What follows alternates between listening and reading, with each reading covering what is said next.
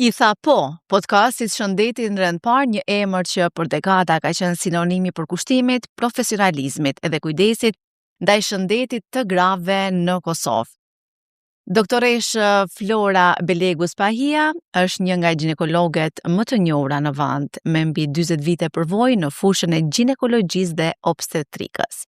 Ajo ka përfunduar specializimin në ginekologji dhe obstetrik në Prishtinë në vitin 1988 dhe gjithashtu magjistër e shkencave mjekësore në këtë fushë.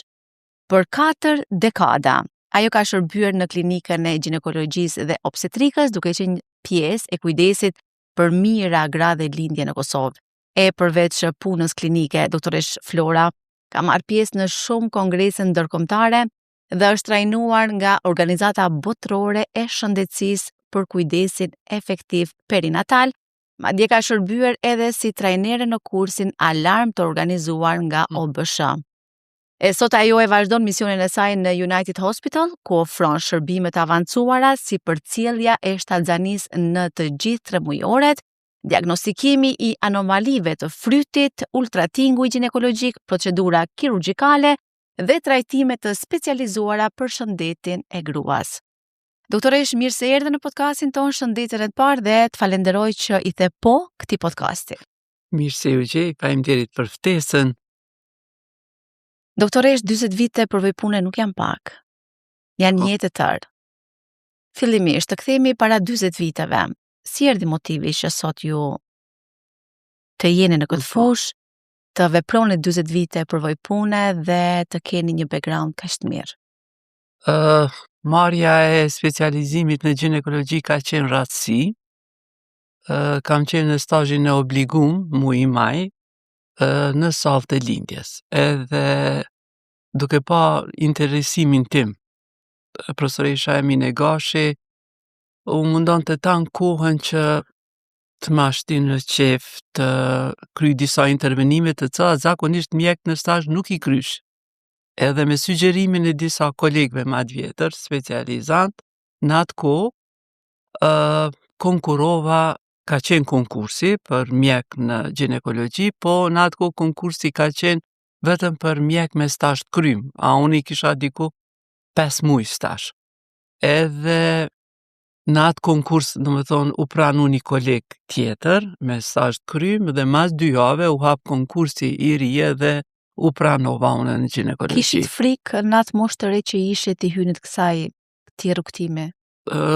Ginekologjia ka qenë një lami shumë e ndihshme dhe kirurgjikale me shumë strese, me shumë urgjenca, po me kohë nisa me u adaptu edhe tash me pa fillu prap të njëjtën e kisha marrë. Nëse jo mjeke, cili ka qenë synimi i dytë apo prioriteti yt i dytë? I dytë. Faktikisht, unë kur nuk e kam madhuru mjekësinë aq shumë si kur i ndi disa kolegë që kishin prit disa vite për me regjistru mjekësinë. Unë në njëjtën kohë me qenë se kom qenë ma shumë prirje, kom pas prirje për langë të shkencore, pa ta regjistru ndërtimtari, po dëshira e prindve ka qenë e flak që njeri prej fëmijëve me qenë në mjekësi, edhe unë kom qenë gjenerata e fundit, e cila është pranu pa provim pranus. Nxënës që kanë qenë me diplomen e vukut, edhe mi u plotsu dëshiren, jom regjistru edhe çështu ka fillu. Doktoresh, cilat janë kontrollet ginekologjike që faktikisht çdo grua duhet i bëj rregullisht? Rutinë, do të thonë, çdo grua varësisht prej ankesave që ka. Është mirë të bën një ultrazar rutinor, një vizitë ginekologjike rutinore e tash varësisht çka na konstatojmë, një strisho, një pap test, varësisht prej moshës. Po fatmirësisht sot shumë ka vajza të reja që vinë pa asnjë ankesë për kontroll rutinore vetëm me konstatu gjendjen faktike që e ka. Që para disa vjetëve ka qenë tabu, me qenë se kanë menduar që te ginekologu shkohet vetëm për shtatzani, edhe nuk mundet me shku vajza pa prindin ose pa dikon që e shoqëron. Edhe sot ka ndryshuar. Shumë ka ndryshuar. Edhe kjo është për mirë. Po për të mirë, se tash shpesh në kontrolla rutinore ne konstatojmë diçka të cilën ajo vetë e pret Nuk e me din, befasi. po. Domethënë ka pas raste që vajza të reja kanë ardhur një ultrazam me dëshirë me e bo, edhe kemi konstatuar që ka miom, që ka cist, të cilën ajo nuk ka pas ankesa. Doktoresh, po sa shpesh duhet bërë pap testi dhe pse është kaq i rëndësishëm tek gratë? Po pap testin varet prej pap testit të maparshëm. Domethënë, nëse pap testi i maparshëm ka qenë me ndryshime patologjike, atëre varësisht nga rekomandimi i patologut e bojmë çdo një vjet, 6 muaj, në 3 vjet, varësisht ç'është është rezultati i pap testit. Nëse është normal, domethënë brenda 2 viteve ose ti nuk ka nevojë me u përsërit. Po çfarë mund të zbulojmë me një pap test? Pra cila është rëndësia e pap testit? Rëndësia është se i vrejmë ndryshimet prekanceroze dhe ato kancerozën e qafën e mitës në fazat e hershme, kur mundësia e trajtimit është shumë ma e madhe dhe ma e suksesshme.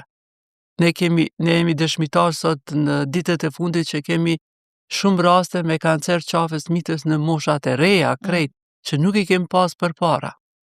Domethënë, vinë pacientat me në moshën 30 vjeçare, 32-3 me kancer që përpara zakonisht janë konstatute gratë në moshat ma të shtyme.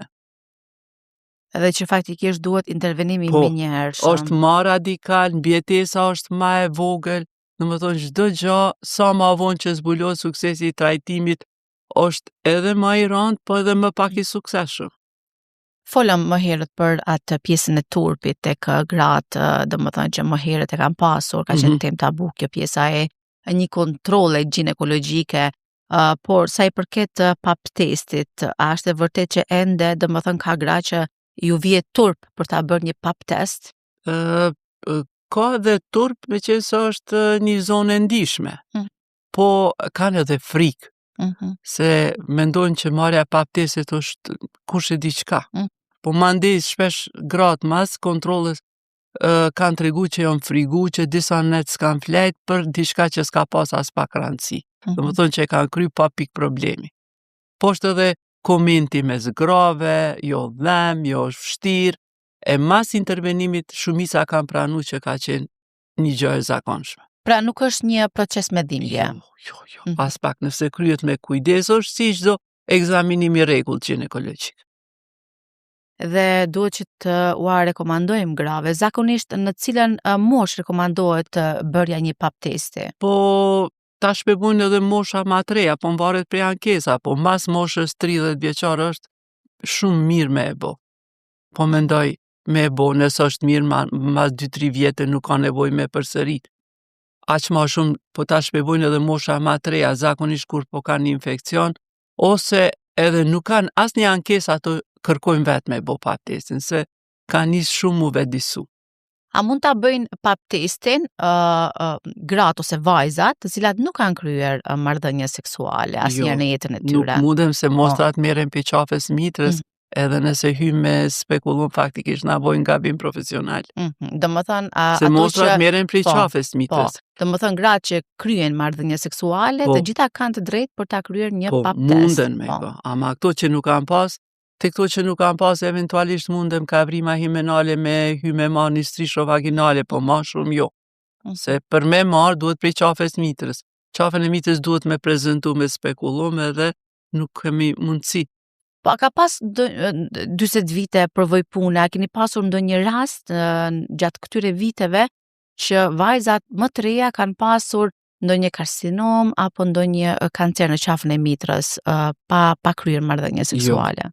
Jo, se zakonisht si shkaktar sot fajsot papilloma virusi, i cili merret me kontakt. Nëse s'ka pas kontakt, ai s'ka mundësi edhe qysh me marr. Domethënë nuk më kujtohet brenda këtyre 40 vjetë që kemi pas kancer të vezoreve.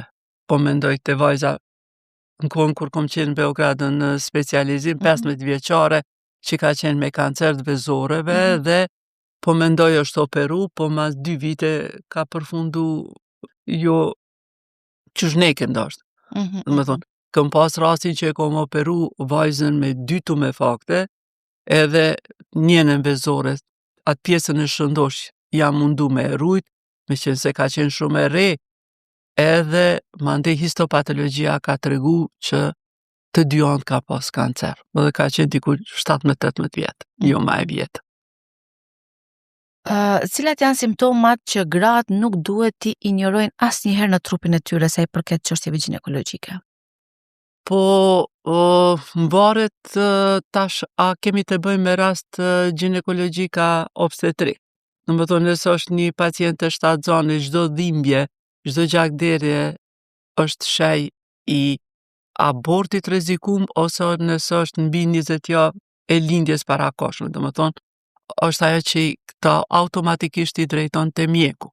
Nëse kemi të bëjmë me raste ginekologjike, çdo sekret, rjedhje në formë të langut mishit, çdo gjakderdhje pas kontaktit është signal që duhet me shku urgjent te ginekologu muskjaru, a është polip, a është cervicit i rënd, a është kancer i qafës mitrës, na duhet me diagnostifiku. Prandaj duhet me shku në kontroll, mu marr pap testi, edhe mvarësisht për rezultatit pap testit me vepru. Çka ma tutje. Po, vetëm domethënë këto faktet që shihen me sy, Po, ndonjë dhimbje e fundit barkut, apo a janë ndonjë simptom apo fenomen, ndonjë po, rreziku? çdo dhimbje, mandej dhimbje spontane, dhimbje mas kontaktit, mund t'na signalizon edhe për ndonjë ftofje, duhet tu me fakt që ka në adnekse, të cilën ajo nuk e din që e ka. Ose çdo gjakderdhje pak më e shprekur me koagula gjatë ciklit, edhe e madhe në sasi mund t'na sugjeron ose për një mitër të rritun, ose për ndonjë tumor benign në mitër, për miom. A është edhe një shtek tjetër që na bën që t'i hapim syt, edhe një cikël i stërzgjatur deri në 10 ditë? Po, edhe çdo menometroragji, faktikisht term për cikës të rgjatun, duhet me na dërgu te mjeku, ose mundet me qenë infekcion i cipës mbrendshme të mitrës, endometrit, mundet me qenë ndonjë polip endometrial, ose ndonjë miom submukos, do më thonë, duhet me shku etash, varësisht prej asaj që ka ne i konstatojmë, varet edhe trajtimi. Sakt. Cilat janë kontrollet më të rëndësishme gjatë tremujorit të parë të shtatzanisë? Kontrollat që bëhen tash, një është diagnostifikimi i shtatzanisë, spari a është në mitër a jo, se testi del pozitiv edhe kur është shtatzania mbrenda në mitër edhe jashtë mitrës. Po derisa te shtatzania në mitër, beta-HCG-ja dyfishohet, kur është shtatzani normale çdo 2 ditë, te shtatzania jashtë mitrës shkon 1 me 1.5. Edhe mandej në tremujorin e parë, sidomos prej javës 11 deri në 13, duhet mu bo ekzaminimi me ultratingull, mu vrejt, do më thonë konturat e frytit, me vrejt ato a i përgjigjen sa ka ajo amenore, do më thonë mungesë të menstruacionit, duhet mu konstatu prezenca e kockës nazale, edhe matja e translucencës nuhale, sepse nëse kjo është mbi 3 mm, atëre na shtin me dyshu, mos kemi të bëjmë me ndonjë anomali kromozomale, edhe në këto raste, do më thonë preferohet double testi, me këto matje tona dhe disa parametra që bëhen me gjak, ose test edhe më i sigurt, mbi 90% të rasteve është testi niftit, ku siguria është diku mbi 90%, që bëhet me gjak, do me thonë mbas javës 10. Para javës 10 nuk kryhet. Domethënë nuk mund të kryhet. Ja. Doktore, cila është ndjesia ju si ginekologe kur i jep një lajm të mirë një gruaje që është në pritje të një fryti? Unë vetëm për ju të regoj një rast nga përvoja, o thonë kanë qenë vitet e para mas luftës, ka qenë një paciente cila nuk ka pas 22 vjetë fëmijë. Edhe ka ardhur për shkak të vonesës ciklit. Edhe në ekzaminim, unë e konstatoj shtatzanin, edhe në moment që i kom të regu se ajo nuk ka mendu mo që mund të mbetet shtatzane. Edhe asaj rat fikt. Edhe tash unë nuk disha a prej gëzimit a prej shqetësimit.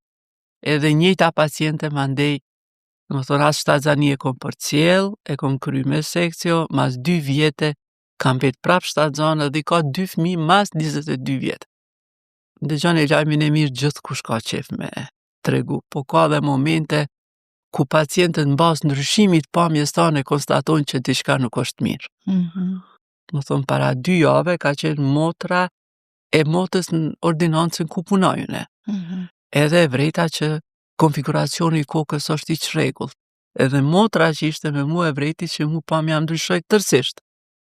Edhe po i mbledha forcën edhe i tregova që ai fëmijë është pa gjysën e kafkës, është anencefalus, edhe që duhet me shku në klinike dhe mu liru prej kësaj barë.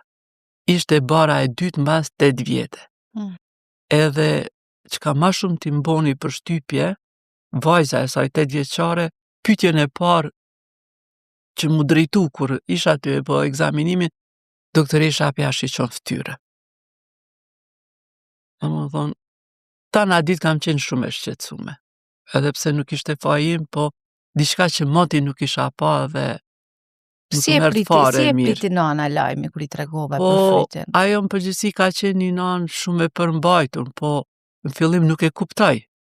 Po mandej kur nisha mja skjaru, normal që filloj me qajt u shqetësuar, motra vete, edhe nuk e momenti që i kanëshëm, po kjo është pjesë e punës.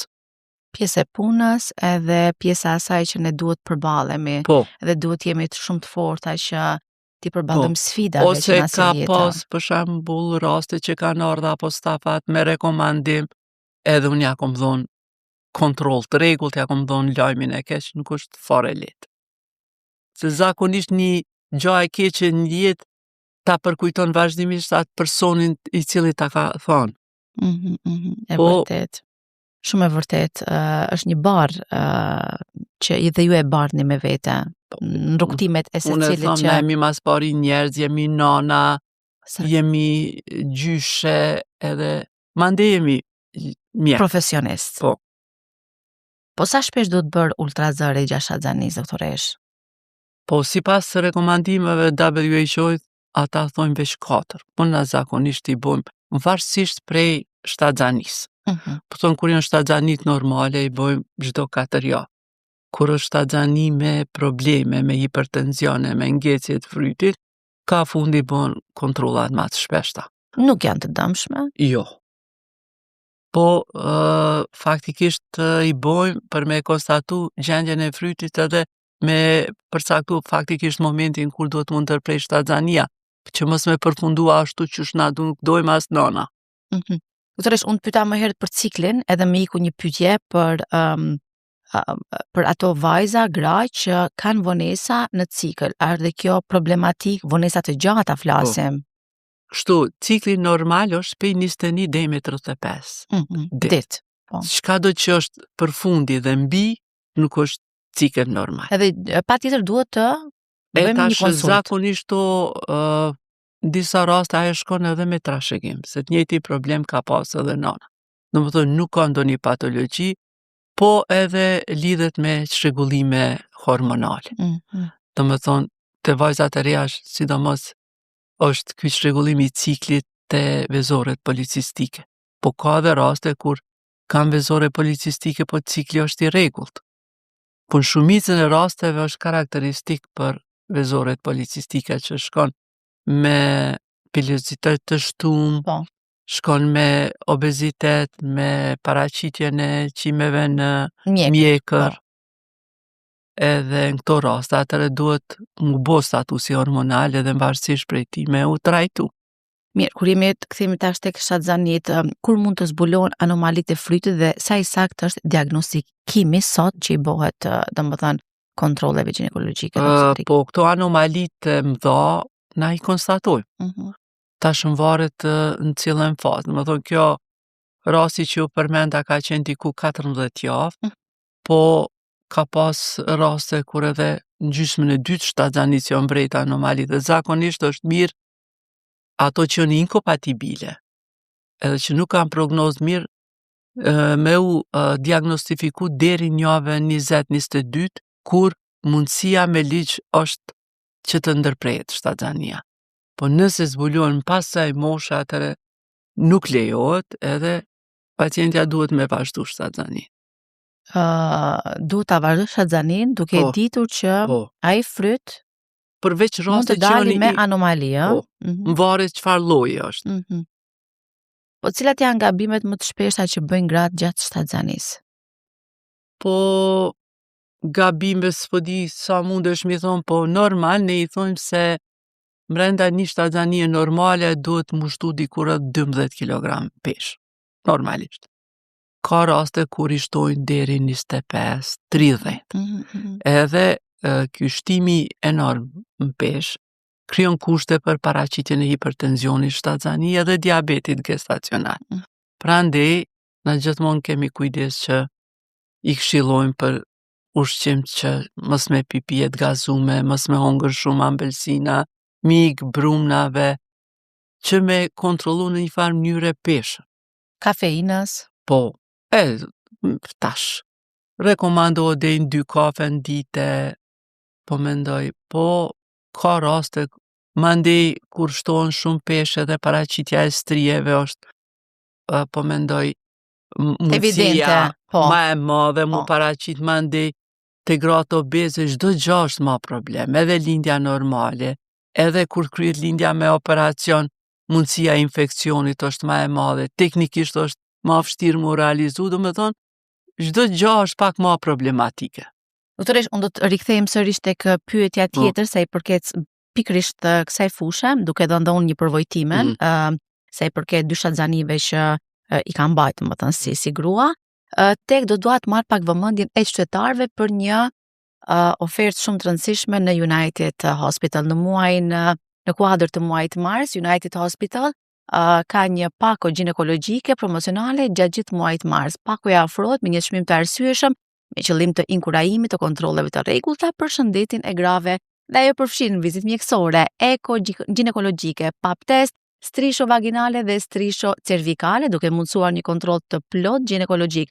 Kjo pako mundson grave të kryejnë një kontroll të plot ginekologjik, i cili është shumë i rëndësishëm për diagnostikimin e hershëm dhe parandalimin e problemeve shëndetësore. Mos nguroni, e gjeni këtë pako gjatë gjithë muajit mars në United Hospital këtu në Prishtinë. Doktoresh, ishte një ofertë shumë e mirë, sa i përket dhe është faktikisht në United Hospital, dhe shpresoj shumë që gjithë ato gratë që mendojnë ta kryejnë një kontroll, të vrapojnë dhe ta kryejnë me këtë pako për cilën e ofron United në këtë muaj në mars, ndryshe quhet dhe muaj grave, sepse ne sapo edhe kaluan ditët e 8 marsit, festa e gruas pikërisht. Po, doktoresh, doja të ndalesha tek puna e shtimit të peshës. Shumë gra, përfshirë dhe mua, gjatë periudhës shtatzanisë, i kemi disa ide brillante, sa i përket ushqimit. Pikërisht, sa i përket ushqimit. Si shpjegohet kjo që ne jemi të etura, ose ka dhe gra që nuk duan t'ia dim fare për ushqimin, sepse kanë simptoma jo të mira, vjellje, marramendje, këputje trupit, dhe i rekomandohet regjim shtrati, ose nga ana tjetër, ato gra si unë që hajnë pa kufi dhe shtojnë shumë peshë në muajt e shtatzanisë. Edhe me libër përshkruhen teket e veçanta gjatë shtatzanisë për një ushqim të caktuar.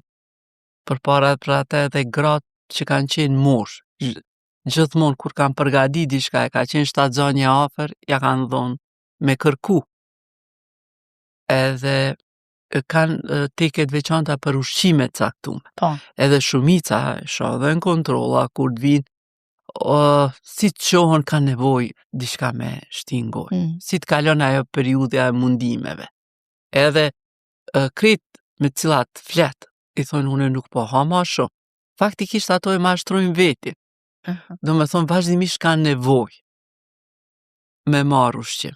Edhe vjen dete ajo situatë mandej që kanë njësh, na kem problem, po mendoj se gratë që janë shumë obeze, vështirë bashkunojnë në procesin e lindjes, sidomos në fazën e dytë. Nuk kanë forcë. Flasim për lindjet normale. Po, për lindjet normale. Po edhe gjatë operimit, kur t'i shohim gratë që janë obeze na tmerohen. Është vështirë teknikisht me punu, mandej gjithmonë e kemi atë brengen, ajo plak si ka mu shëru. Gjithmonë mundësit e infekcioni, dehiscencës, janë ma të mëdha te këto gratë që janë me peshë. Po ku i bien man grave, përfshirë dhe mua, disa ushqime që në atë sezon nuk gjinden? Ose kemi këtë Qërshia, ta drezat midis dimit. Po, jemi lozonjare, duke marrë si një periudhë të bukur, të shtatzanis, duke dashur ta shijojmë maksimum, ose duke dashur që ato vitamina që ne mendojmë t'i japim frytit tonë. Ndoshta është dhe kjo mendësia e tekeve. Po, sakt. Kur rekomandohet lindja me operacion, sepse dhe e përmandet të më thënë lindja me operacion dhe vështirësitë e saj, dhe kur lindja natyrale? Janë ato indikacionet na që thojmë obstetrike. Do me thonë indikacionet absolute janë kur është preeklampsion, kur është placent previ, abrupcion i rënd, vendosje transversale e frytit. Mandej janë ato relative, janë vendosja e pjert ose oblikve e frytit, prezentimi podalik kur beba mbrapsht e lindja e parë. Edhe nëse pacientja ka pas operacion kuka, po mendoj gjatë fëminis, edhe ajo është një prej indikacioneve zgjerume. Po kohën e fundit numri i lindjeve me seksio është i ushtu shumë. Arsyeja? Po, arsyeja është mjek çdo ditë e kanë më vështirë me punu. Tash po nisna se edhe une deri para 6 muajve kom qenë vetë në klinikë, është presioni i madh prej pacienteve, është presioni i madh prej familjarëve, është presioni i madh prej rrethit, a mbrojtje nuk i prej askujt. Edhe shpeshere, në disa raste detyrohemi në asfiksion të letë me përfundu me seksio që mos me pej frigës që po të ndodhë diçka. Doktoresh, po gratë që kanë dioptri, a rekomandohet lindja normale apo me operacion? Vetëm nëse në këto raste bëhet konsultimi lamis për kace dhe nëse profesionisti, po mendoj oftalmologu, na rekomandon që sforcimet gjatë fazës e ekspulzionit munden me rreziku të pamurit, atëre është e arsyeshme. Për ndryshe jo.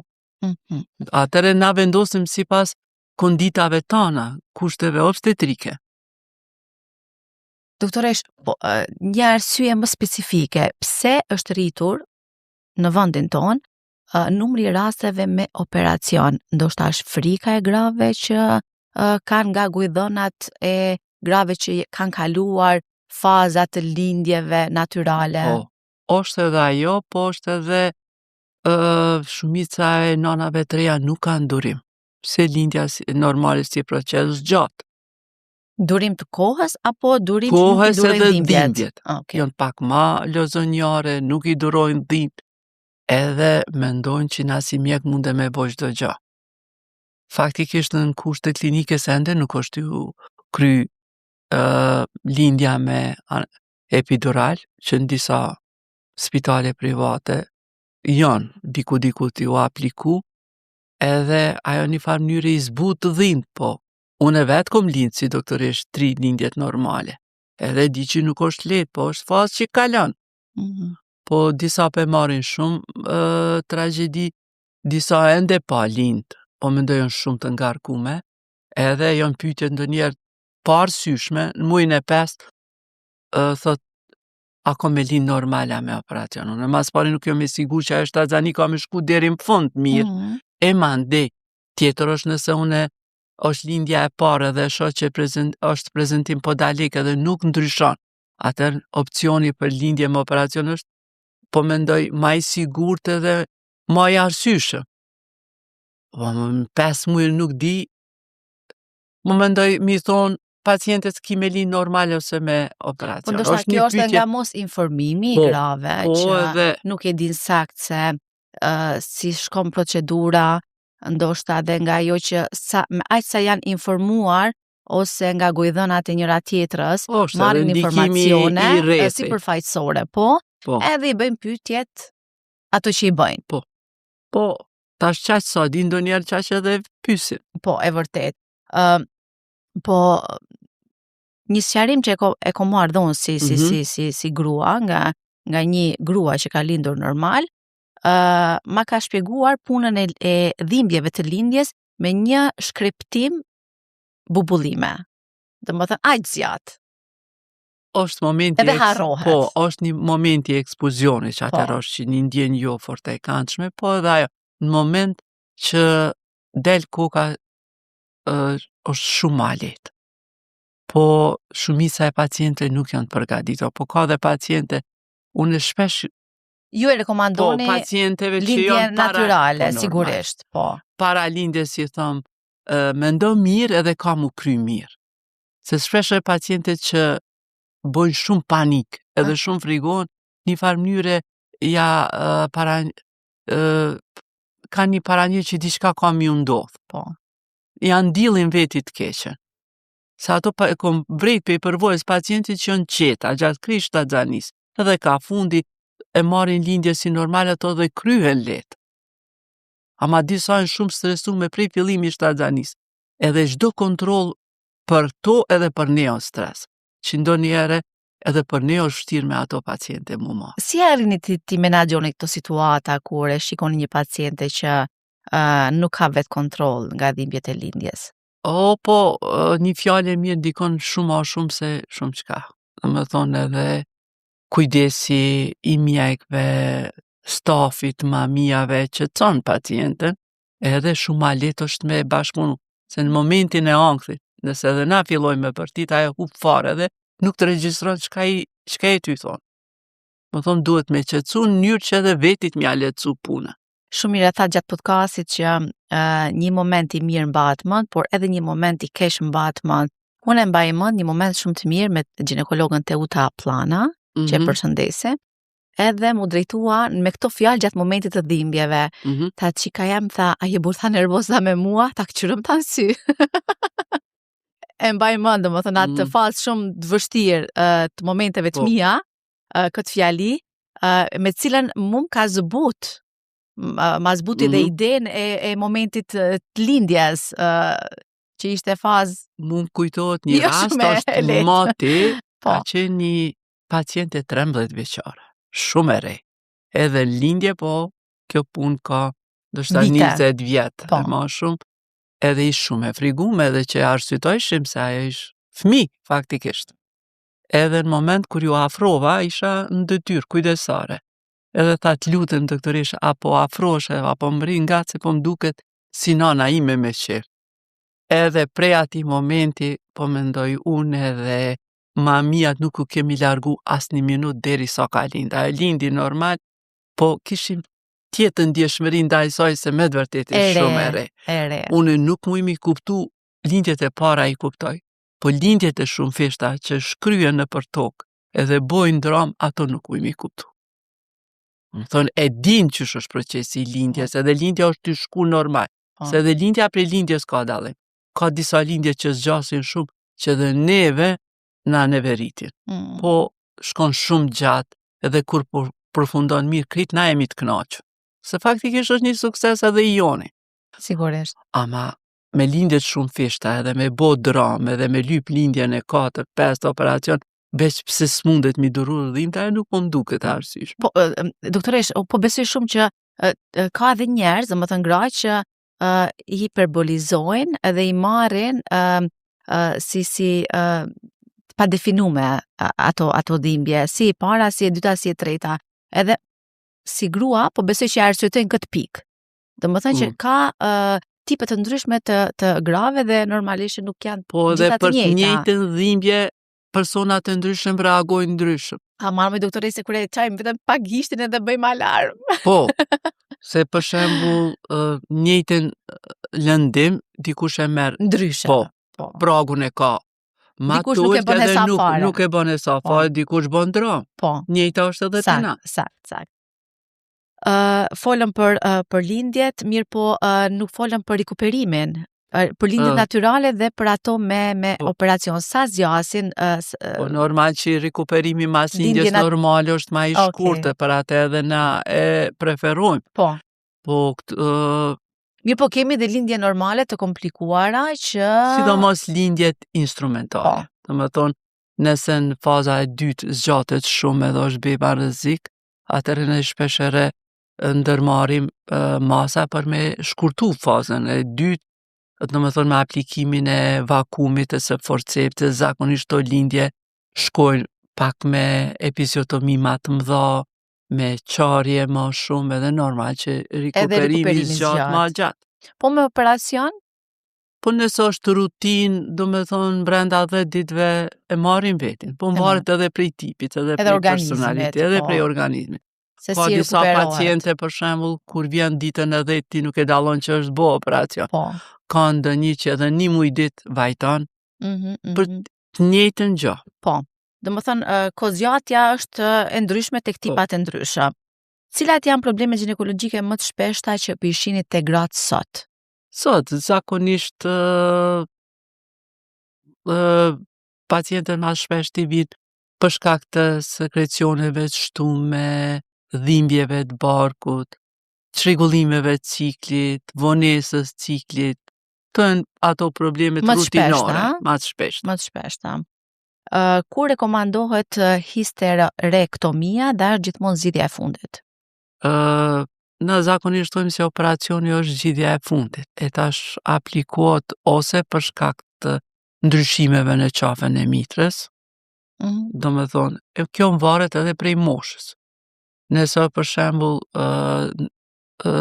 rasti me ndryshimet prekanceroze ose kancerin që thojmë na in situ kur ende është në fazën fillestare, e nuk e ka kalu membranën bazale, nëse gruaja mbi 50 vjet, na normal që rekomandojmë histerektomi. Po nëse është të një grua e re, e cila nuk e ka kryer ende, nuk i ka kryer lindjet, atëherë shkojmë me konizim, domethënë ne hekim një pjesë qafës mitrës dhe ja ruajmë mitrën dhe e ofrojmë mundësinë që ajo paciente mu bo nan. E tash janë rastet për shembull kur pacientja ka shumë mioma ose ka ndryshime prekanceroze në endometër, edhe ato janë në fazën kalimtare dhe është gruaja në moshë, atëherë për me mbrojt prej fazave të avancume na i preferojmë me u bo. Po, kjo është e fundit, na i shfrytëzojmë krejt mundësit, nëse janë çrregullime veç në para klimaksit, gjakderë dhe shtume, na mundohemi me terapi konservative me i trajtu, deri në fazën kur ato reagojnë. Po nëse gjakderdhja përziston edhe pacientja është vazhdimisht në anemi, atëherë detyrohemi edhe këtë me e bo për me përmirësu kualitetin e jetës saj. Doktoresh, tek vajzat e reja, kur është momenti i parë që duhet për kontrolli, në ditën e parë të ciklit apo para se t'ju vi cikli menstrual? Po zakonisht para se mi ardh cikli na nuk preferojmë. Jo. Edhe nanat tash shpesh i bin, po mendoj vajzat që zakonisht në fillim kur vjen cikli nuk është i rregullt. Domethënë, vjen një herë mandej mas 2-3 muajve, nuk vjen edhe ato brengosën me njerë i bin, derisa stabilizohet. Domethënë fillon ai cikli i rregullt. Po ka raste për shembull fatkeqësisht që te vajzat e reja, sidomos të nanat që nuk janë mirë të informume, vazhdon cikli, vazhdon gjakderja tankon edhe derisa i bjen në një anemi të rond, atëherë i bin te mjeku. Fatkeqësisht na kemi pas raste që vajza ka nasi anemi të rond që o dasht me mi dhon gjak për me përmirësu gjendjen e saj. Edhe shpeshher i kem thonë nanës, pa e ki pa që ajo është tepër e zbet, pse e ki lënë deri në këtë moment. Po ko mendu që është normale edhe derisa stabilizohet edhe derisa ajo gjendja është përkesu den qatë mas që s'ka mujt asë në kom të veta. Me qëndru atëherë e kam pru në spital. Si e presim vajzat e reja momentin e parë, kontaktin e parë me një ginekolog ose ginekologe? Po këto vajzat e reja zakonisht vinë me nana. Po. Me nana edhe shpesh herë nanat flasin ma shumë se këto vetë edhe do njerë bëj shaka pse ati nuk din me folja. Po ato mundon tash nona ty përcjell ciklin me data edhe ngurohen me tregu vetë, Sigur. zakonisht nana në fillim, po mandej nisin edhe ato mu liru edhe me tregu. Pra shumë ka të bëjë dana psikologjike, doktorit, si i Po, qaset të po, pacientit, sidomos Po- kur janë tri. Po duhet me pas shumë kujdes, Shumë. po mendoj në qasje se një sjellje pak ma e vrashtë krijon traume dhe ato mandej frigon me Si shku edhe puna te e fëmijëve, mjeku si edhe puna e fëmijëve te stomatologu i Po, thëmë. Shumë duhet me pas Po. kujdes mënyrën si qaset. Sakt. Ka pas raste për shembull vajzat e reja krejt vogla që kanë pas problem me infeksionet persistente, urinare, pediatri ka kërku një strisho vaginale, vulvës kemi pas shumë problem me i bind që duhet me e marrë, se ajo çdo kontroll e lidh me dhimbje. Sigurisht. Do është një kohë gjatë me pas durim mi bind desa ju ke marrë mostra. Po edhe ajo është pjesë e punës. Po, sa ndikon stresi, dieta, stili i jetës në fertilitetin e grave sot? Po dieta strikte edhe humbja e peshës për një kohë të shkurt ndikon shumë në çrregullimin e ciklit. Edhe, domethënë, mungesën e ciklit një kohë të gjatë. Përmenden edhe në libër amenoria gjata në llogore, si pasojë e mos ushqyeshmërisë edhe stresit. Edhe shpesh herë këto i vrejmë zakonisht te vajzat që janë shumë ambicioze, që shumë mësojnë, edhe pak ma nevrike. Ndodh që vjen deri te mungesa e ciklit për 2 muaj, 3 muaj, nonat janë brengosur, i sjellin, edhe atë shpesh me bashkëbisedime, me bindje që nuk bën ashtu, duhet pak me pas kujdes edhe për vetin. Në fillim na e provokojmë ciklin me terapi, mandej me këshilla i bindim që diçka duhet me ndryshu. Mandej nisin mu kompleksu. Po. Doktoresh, pas 40 vitesh përvojë, çfarë ka ndryshuar në më shumë në ginekologji dhe në obstetrik? Si e vreni këtë 40 vjeçarshin tuaj? Po, unë jam prej bankave të shkollës aty edhe shumë. Çdo kohë vjen me një analizë të re, të cilën na nuk e kemi bo përpara. Tash e shoh për shembull kohën kur unë e kom fillu me punu, nuk ka qenë nifti, nuk ka qenë double testi, nuk ka qenë triple testi. Nuk e kemi bo rutin hormonin e gjantës, tiroiden në çdo shtatzani, përveç në ato që kemi pas probleme. Do thonë shumë sende buhen, shumë analiza buhen ma shumë tash se përpara. Po mendoj, edhe çdo kohë e ka. Është një lehtësim Po, për po shëndetësin kjo? Normal. Po. Edhe është mundësi që shumë gjana, shumë sëmundje mu zbulu ma herët. Doktoresh, ju i tregu disa momente që ju kanë mbet mendjen tuaj, mirë po ndonjë që nuk e keni treguar ende dhe dëshironi ta ndani me ne? Ka qenë një rast, po mendoj ka qenë një shtatzane 20 vjeçare që ka qenë me trombocitopeni idiopatike. Edhe unë e kom qenë detyrë kujdestare, trombocitet kanë qenë 20.000, domethënë vlerat shumë tolta.